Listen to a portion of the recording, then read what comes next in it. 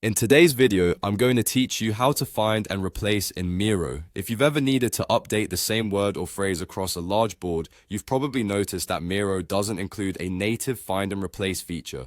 The good news is, you can add that capability through an integration called Super Search from Miro's marketplace. I'll walk you through the process step by step so you can make quick, accurate changes across your board.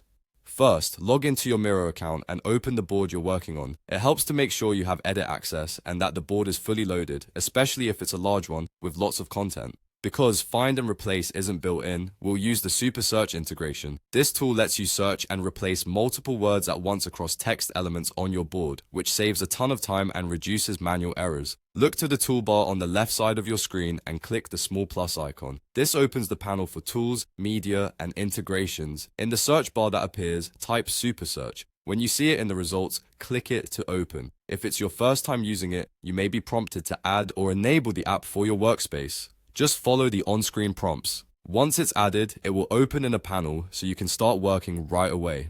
Inside Super Search, switch to the Search and Replace tab. This is where you'll do the actual find and replace action. In the first field, enter the word or phrase you want to find. Take a moment to check the exact spelling, spacing, and capitalization, since those details affect what gets matched. It's also a good idea to think about variations, like plural forms, and run separate passes if needed. In the second field, type the text you want to use as the replacement. Double check this too. Getting it right here ensures consistent results across your board.